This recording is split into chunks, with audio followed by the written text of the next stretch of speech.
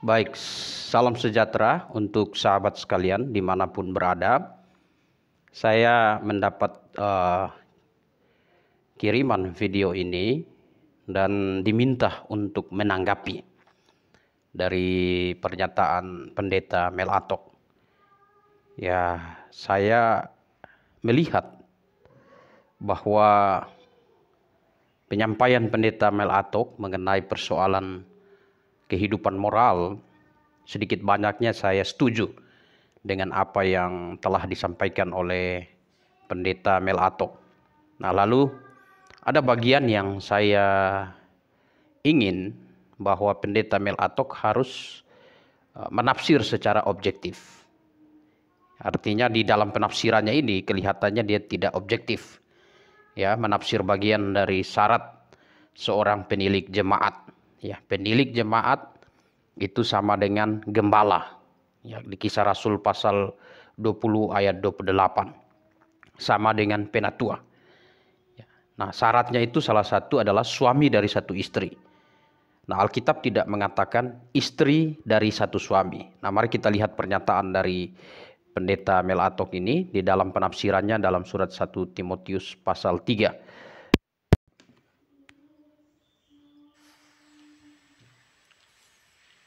Apalagi pendeta. Ya. Kalau kalau pelayannya adalah perempuan, pendeta perempuan berarti istri dari satu suami. Dia berlaku terbolak-balik gitu ya. Kalau suami dari satu istri, kalau pelayannya adalah suami. Tapi kalau pelayannya adalah perempuan, maka dia harus istri dari satu suami. Tentu beda yang suami langsung meninggal ya. Ya suami kalau meninggal sudah mati. Kita lihat di sini bahwa penafsiran ini tidak objektif. Mengapa tidak objektif? Karena di teks ditulis suami dari satu istri. Ya, kelihatannya coba kita lihat teks 1 Timotius. Kita bisa buka Alkitab kita sama-sama. 1 Timotius pasal 3. 1 Timotius pasal 3 ya, ayat 2. Coba kita lihat. Nah, di sini dikatakan, karena itu penilik jemaat haruslah seorang yang tak bercacat, suami dari satu istri, bukan istri dari satu suami. Nah, karena Pendeta Mel Atok sudah mendukung posisi perempuan boleh menjadi gembala jemaat, perempuan boleh berkhotbah dalam pertemuan jemaat, sehingga dia berupaya untuk menafsir ayat ini dengan mendukung argumentasinya. Tetapi dalam bagian ini, bagian firman Tuhan yang kita baca ini sama sekali tidak membenarkan bahwa posisi itu harus dibolak-balik. Ya, nanti kita akan lihat pernyataan ayat selanjutnya dikatakan karena itu penilik jemaat haruslah seorang yang tak bercacat, suami dari satu istri. Jadi tidak dikatakan istri dari satu suami, tetapi suami dari satu istri. Ya, dapat menahan diri, bijaksana, sopan, suka memberi tumpangan, cakap mengajar orang. Nah, ayat yang keempat itu memperjelas seorang kepala keluarga yang baik disegani dan dihormati oleh anak-anaknya. Jadi bukan seorang ibu rumah tangga, tetapi dikatakan di sini seorang kepala keluarga yang baik. Artinya seorang penilik jemaat haruslah seorang laki-laki yang sudah beristri. Istrinya satu, kepala keluarga yang baik, disegani dan dihormati oleh anak-anaknya. Seperti penjelasan saya yang terdahulu, Alkitab sudah memberikan satu aturan main di dalam pertemuan jemaat, bahwa perempuan-perempuan harus berdiam diri. Nah, coba kita lihat Alkitab kita dalam surat 1 Korintus pasal 14, kita ulas sedikit tentang ini ya. 1 Korintus pasal 14, kita bisa lihat ayat yang ke-30, 1 Korintus 14 ayat yang ke-34 dan 35. Ya, kita lihat. Nah, dikatakan di situ, sama seperti dalam semua jemaat orang-orang kudus, perempuan-perempuan harus berdiam diri dalam pertemuan-pertemuan jemaat. Sebab mereka tidak diperbolehkan untuk berbicara, mereka harus menundukkan diri, seperti yang dikatakan juga oleh hukum Taurat. Jika mereka ingin mengetahui sesuatu, baiklah mereka menanyakan kepada suaminya di rumah. Sebab tidak sopan bagi perempuan untuk berbicara dalam pertemuan jemaat. Jadi ayat ini sudah sangat jelas. Memang ketika gerakan emansipasi mulai berkembang di dunia, sekelompok Kristen liberal mengkritik ayat ini dan berkata bahwa firman Allah harus mengikuti kebudayaan. Jadi mereka menganggap ayat ini dalam konteks budaya yang pada waktu itu ada di Korintus. Tetapi sebenarnya tidak demikian. Karena ayat ini membuat perbandingan bahwa sama seperti dalam semua jemaat orang-orang kudus. Jadi bukan hanya di Korintus, tapi praktek berdiam diri dalam pertemuan jemaat sudah dilakukan di dalam jemaat-jemaat orang-orang kudus yang lain. Ya. Dan meminta kepada Korintus untuk mengikuti praktek ini dalam pertemuan jemaat. Untuk jemaat di Korintus meminta untuk mengikuti praktek wanita harus berdiam diri dalam pertemuan jemaat. Ya. Dan Alkitab berkata, jika mereka ingin mengetahui sesuatu hal, seperti juga yang dikatakan oleh hukum Taurat. Nah, ini penting. Ternyata bukan hanya berbicara di Korintus, tetapi di sini dinyatakan bahwa hal tersebut juga sudah dipraktikkan dalam masa ibadah simbolik. Ya, dalam hukum Taurat. Kita tahu bahwa di dalam hukum Taurat aturan main di dalam bait Allah yang boleh menjabat posisi imam hanyalah laki-laki. Ada aturan mainnya. Tidak ada perempuan yang menjabat posisi imam besar. Jadi tidak, artinya konteks budaya yang seringkali diangkat menjadi satu dukungan argumentasi dari kelompok liberal dan hari ini kelompok Injili dan kebanyakan gereja hari ini ya mengambil posisi itu. Sebenarnya itu bertolak belakang dengan firman Allah. Karena pernyataan Rasul Paulus di dalam bagian ini menyatakan kepada jemaat di Korintus bahwa praktek tersebut bukan hanya di Korintus yang sudah dilakukan, bukan hanya untuk Korintus, tetapi sudah dilakukan oleh jemaat-jemaat lain dan Korintus harus melakukan hal itu. Ya. Itu di ayat 36 dikatakan, ataukah ada firman Allah mulai dari kamu atau hanya kepada kamu saja firman itu datang? Artinya gini, mau dikatakan bahwa apakah firman Allah itu hanya untuk Korintus? Tidak.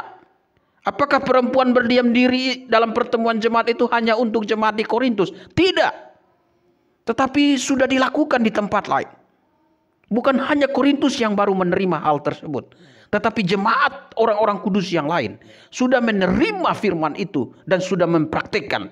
Maka itu di Korintus juga harus mempraktikkan praktik yang demikian. Ya. Jadi seringkali yang kita lihat adalah upaya dari kebudayaan yang berupaya untuk masuk ke dalam jemaat untuk merusak prinsip-prinsip firman Allah. Sehingga Paulus menegaskan bahwa praktek-praktek yang tidak alkitabiah, praktek-praktek wanita tidak berdiam diri, praktek-praktek wanita ya berbicara, berkhotbah, menjadi gembala jemaat dalam konteks kita sekarang, sebenarnya itu praktek-praktek yang harus disingkirkan dari dalam jemaat. Karena itu adalah sebuah upaya dari kebudayaan yang tidak mengenal Allah, yang berusaha untuk masuk ke dalam jemaat dan merusak prinsip-prinsip kehidupan yang alkitabiah. Nah, Jadi argumentasi budaya itu sebenarnya adalah sebuah argumentasi yang dipakai untuk merusak teks firman Allah. Nah, lalu ada yang berkata berdiam diri itu yang bagaimana? Apakah di gereja dalam pertemuan jemaat perempuan tidak boleh berdoa, perempuan tidak boleh bernyanyi, perempuan tidak boleh memberikan usul dan saran? Nah, berdiam diri di sini dalam Timotius ditekankan, dijelaskan dalam konteks apa perempuan harus berdiam diri. Coba kita lihat surat 1 Timotius pasal 2. 1 Timotius pasal 2, kita bisa lihat ayat 11 dan 12. Kita lihat 1 Timotius pasal 2. Ayat 11 dan 12. Seharusnya lah perempuan berdiam diri dan menerima ajaran dengan patuh. Aku tidak mengizinkan perempuan mengajar dan juga tidak mengizinkannya memerintah laki-laki. Hendaklah ia berdiam diri. Aku tidak mengizinkan perempuan mengajar dan juga tidak mengizinkan memerintah laki-laki. Dalam konteks apa wanita berdiam diri? Dalam konteks mengajar. Berkhotbah itu mengajar. Menjadi gembala jemaat itu memerintah dan memimpin laki-laki. Nah, itu yang tidak boleh. Perempuan boleh berdoa dalam pertemuan jemaat? Boleh, kalau gembalanya bilang mari kita berdoa. Bukan hanya untuk laki-laki, tetapi untuk semua. Perempuan dan laki-laki. Nah, ini sama dalam Kristus dalam konteks ini. Tidak ada perbedaan. Tapi dalam konteks peran dan tanggung jawab, laki-laki diciptakan oleh Allah sebagai pemimpin dan perempuan diciptakan Allah sebagai penolong. Jadi ketika Tuhan ciptakan laki-laki sebagai pemimpin, maka perempuan tidak diizinkan untuk memerintah, tidak diizinkan perempuan untuk mengajar laki-laki di dalam pertemuan jemaat. Jadi kita lihat ini dalam pertemuan jemaat, di dalam bait Allah juga demikian. Tetapi dalam kepemimpinan publik, ya boleh, karena publik itu bukan hanya umat Allah. Ada orang percaya dan tidak percaya, boleh. Ya, Deborah menjadi hakim, boleh. Ya, nabiya boleh, karena nabiya itu tidak mengajar, dia hanya menyampaikan pesan Allah dan pesan itu ya dieksekusi oleh pemimpin. Nabiya yang bernubuat pada masa bangsa Israel, dia tidak bisa mengeksekusi keputusan. Tetap dia harus menyampaikan pesan itu kepada raja Israel. Dan kalau raja menerima itu, itulah eksekusinya dieksekusi oleh raja. Demikian di dalam jemaat. Mula-mula sebelum Alkitab dikanonkan, ada nabiya. Ya, nabiya bernubuat di dalam jemaat, dia sampaikan kepada gembala jemaat. Dan yang mengambil eksekusi tetaplah gembala jemaat, yang adalah seorang laki-laki yang beristri, yang memiliki satu istri. Nah, berdiam diri. Boleh tidak wanita bernyanyi? Boleh. Boleh tidak wanita memberi usul? Boleh. Nah, ini konteksnya. Karena sudah dikatakan, ya, sudah dikatakan di dalam 1 Korintus, ya, saya ulang lagi ini supaya yang tidak mendengar di bagian yang lalu, 1 Korintus 11. Ya. 1 Korintus 11 ayat 2. Kita bisa lihat, ya, dikatakan di situ ayat 2, tetapi aku mau kamu mengetahui hal ini. Kepala dari tiap laki-laki ialah Kristus. Kepala dari perempuan ialah laki-laki. Dan kepala dari Kristus ialah Allah. Kepala dari perempuan ialah laki-laki. Nah, ini sudah jelas. Kepala dari perempuan ialah laki-laki. Nah, lalu ada seorang kepala ada seorang gembala jemaat, Ebenezer Plymouth. Coba ya, dia berkata begini kepada saya. Ini menarik juga. Ini kalau tidak salah seorang sahabatnya Pendeta Mel Atok. Nah, ini ya, coba kita besarkan. Nah, pertanyaan, Kedua, ya nanti bisa lihat di YouTube tapi saya bahas ini. Apakah 1 Korintus 11 itu juga adalah doktrin? Kalau doktrin dan bukan budaya, kenapa perempuan Kristen sekarang tidak memakai kerudung dalam berdoa dan bernubuat? Ya, gereja yang Alkitabiah hari ini percaya bahwa nubuat sudah dihentikan. Nah, sekarang yang menggantikan posisi nubuat adalah Alkitab. Yang menggantikan posisi nubuat adalah Alkitab. Nanti bisa lihat di penjelasan saya dalam video pada waktu saya buat video untuk Pastor Philip Mantova. Ya, jadi di sini kalau doktrin dan bukan budaya, kenapa perempuan Kristen sekarang tidak memakai kerudung dan berdoa dan bernubuat? Nah, saya kira ini namanya ya, di atas ini namanya Ebenezer Playmo, ya. Nah, saya kira ini ada kesalahpahaman ya mengenai 1 Korintus 11. Mungkin dia baca di ayat yang ke-5 dan 6, di sini dikatakan, tiap-tiap perempuan yang berdoa dan bernubuat dengan kepala yang tidak bertudung menghina kepalanya, sebab ia sama dengan perempuan yang dicukur rambutnya. Ya. Sebab jika tidak mau menudungi kepalanya, maka harus juga ia menggunting rambutnya. Ya. Tetapi jika bagi perempuan adalah penghinaan bahwa rambutnya digunting atau dicukur, maka ia harus menudungi kepalanya.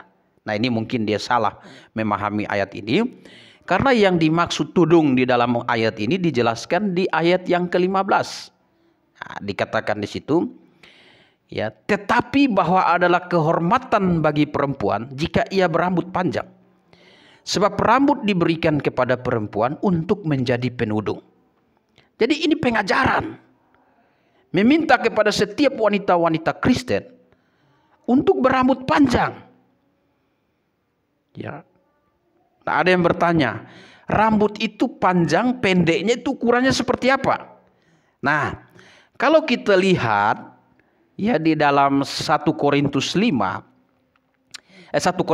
tadi, ayat yang ke-5 dikatakan, tetapi tiap-tiap perempuan yang berdoa dan bernubuat dengan kepala yang tidak bertudung, ia menghina kepalanya sebab ia sama dengan perempuan yang dicukur rambutnya.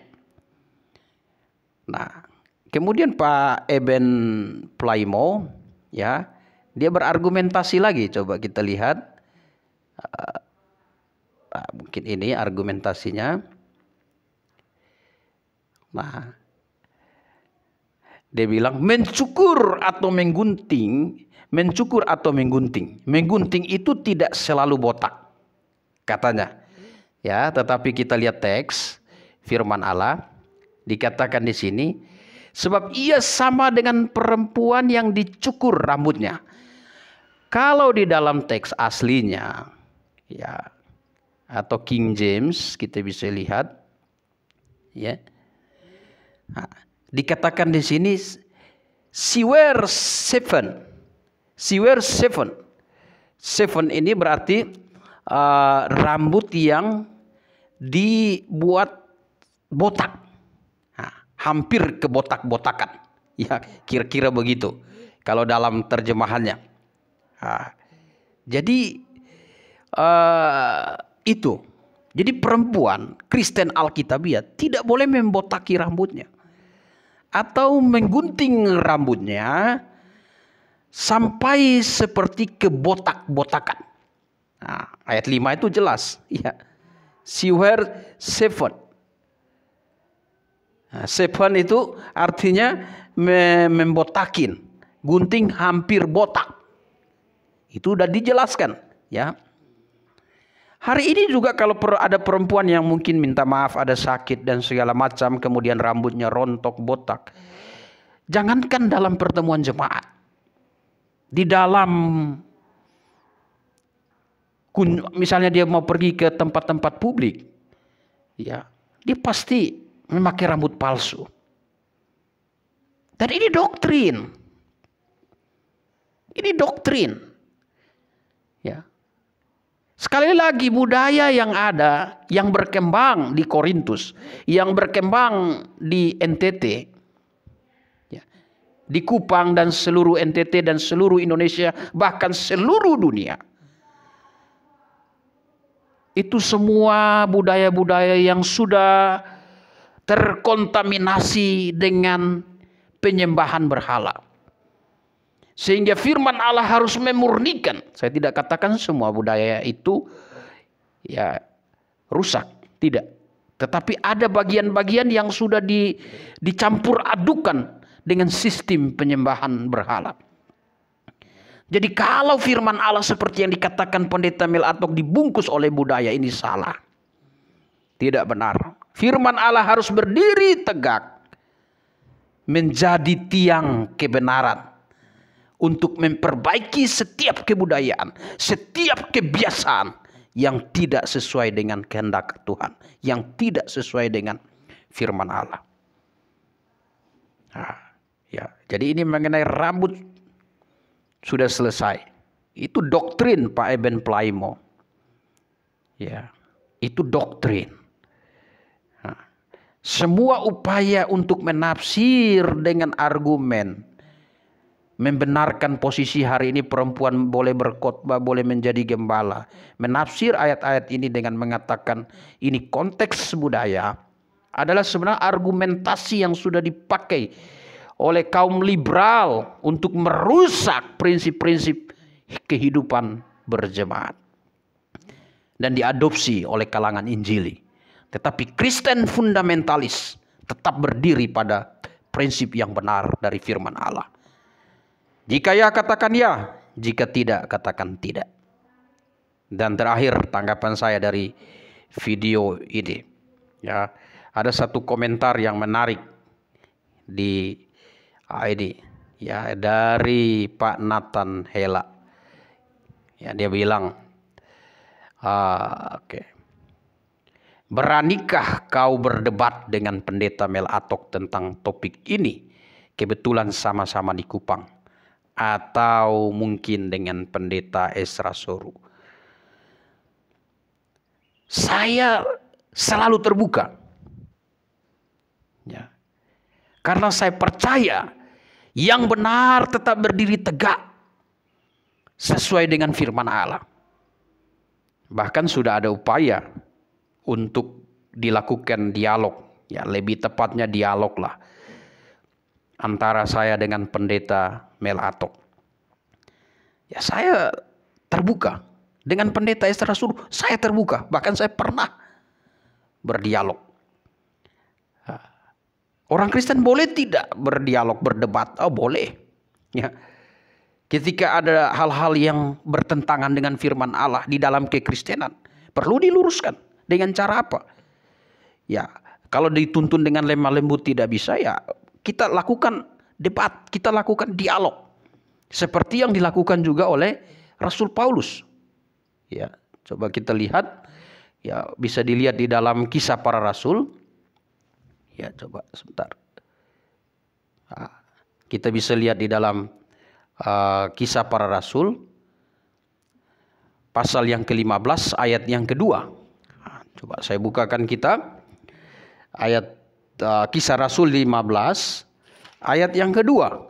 Coba kita baca. Bapak Ibu bisa membuka Alkitab di rumah. Kisah Rasul 15 ayat yang kedua. Ya, dikatakan di situ 15 ayat yang kedua.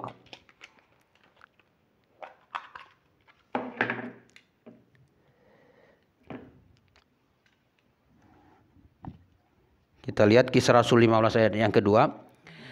Tetapi Paulus dan Barnabas dengan keras melawan dan membantah pendapat mereka. Ini pendapat siapa? Ayat 1. Beberapa orang dari orang Yahudi ke Antiokhia mengajarkan kepada saudara-saudara di situ, jikalau kamu tidak disunat menurut adat istiadat yang diwariskan Musa, kamu tidak dapat diselamatkan. Jadi di sini Paulus ini dan Barnabas berdebat dengan orang Kristen yang mengajarkan sesuatu yang bertentangan dengan prinsip kebenaran yang diajarkan oleh Rasul Paulus dan Barnabas. Seringkali ada yang bilang, oh sesama Kristen tidak bolehlah kita ini. Ya, kalau salah katakan salah. Ya, jadi ini dikatakan akhirnya ditetapkan supaya Paulus dan Barnabas serta beberapa orang lain dari jemaat itu pergi kepada rasul-rasul dan penatua di Yerusalem untuk berbicara soal itu. Dan kemudian Rasul Paulus di dalam Galatia pasal 1 ayat 6 mengecam doktrin ini, menganggap ini sebagai ajaran sesat yang membinasakan. Doktrin yang diajarkan di dalam Kisah Rasul 15 ayat 1 yang mengatakan bahwa jika kamu tidak disunat menurut adat istiadat yang diwariskan oleh Musa, kamu tidak dapat diselamatkan. Paulus mengecam bahwa doktrin yang ini adalah doktrin yang membinasakan. Heresis, penyimpangan, penyesatan. Maka di dalam Galatia 5 ayat 3 dan 4 Paulus berkata, siapa yang menyunatkan diri hidup di luar kasih karunia, dia lepas dari Kristus. Jadi boleh tidak kita berdialog sesama Kristen? Boleh. Boleh tidak kita berdebat sesama Kristen? Oh boleh. Yang penting debatnya itu debat objektif. Bukan debatnya itu debat ya menyerang pribadi. Subjektif. Debatnya itu harus objektif. Bukan debatnya itu dengan marah-marah. Suara boleh keras. Kalau orang NTT keras suaranya. Tetapi dengan lemah lembut dan hormat. Ya, kadang-kadang kita baca di Facebook debatnya itu debat yang sudah tidak alkitabiah. Ya, 1 Petrus pasal 3 misalnya dikasih tahu ayat 15. Tetapi kuduskanlah Kristus di dalam hatimu sebagai Tuhan. Dan siap sedia pada segala waktu untuk memberi pertanggungjawab kepada tiap-tiap orang yang meminta pertanggungjawaban dari kamu tentang pengharapan yang ada padamu. Tetapi haruslah dengan lemah lembut dan hormat. Bahkan saya mendorong pendeta Mel Atok untuk berani mempertanggungjawabkan pengajaran dengan cara berdialog. Sudah ada yang ingin menjadi moderator, Pak Ari Jiliong, ya, Ari Domingus, ya, saya sudah mau menjadi moderator. Saya dorong, ayo kita dialog, ayo kita berdiskusi. Ya. Kenapa sekarang harus diskusi publik? Ya karena ini sudah di publik, sudah di ruang publik. Nah, kalau masih di dalam ruang privasi ya mungkin saya bertemu 4 mata. Tetapi sudah di publik, sudah diajarkan, sudah ditekankan. Ayo kita berdialog. Ya, jadi Pak Nathan Hela jangan beranikah kau berdebat? Beranikah? Saya selalu siap. Tinggal saya menunggu kesiapan dari pendeta Mel Atok. Dan juga kalau mau pendeta Esra Soro yang disebut. Ya, tetapi dengan rasa kasih, rasa hormat. Bahwa kita bersama-sama mau berdiri teguh di atas firman Allah. Dan kita mau mempraktekkan firman Allah dengan sepenuh hati di dalam kehidupan kita. Demikianlah penjelasan saya. Semoga lewat penjelasan ini kita bisa bersama-sama merenungkan dan kita harus menjadi orang Kristen yang cinta kebenaran, yang mau memperbaiki kesalahan. Kita harus tunduk kepada kebenaran seperti Rasul Paulus. Katakan dalam 2 Korintus 13 ayat 8. Kami tidak dapat berbuat apa-apa untuk kebenaran. Yang dapat kami perbuat hanya untuk kebenaran. Haleluya.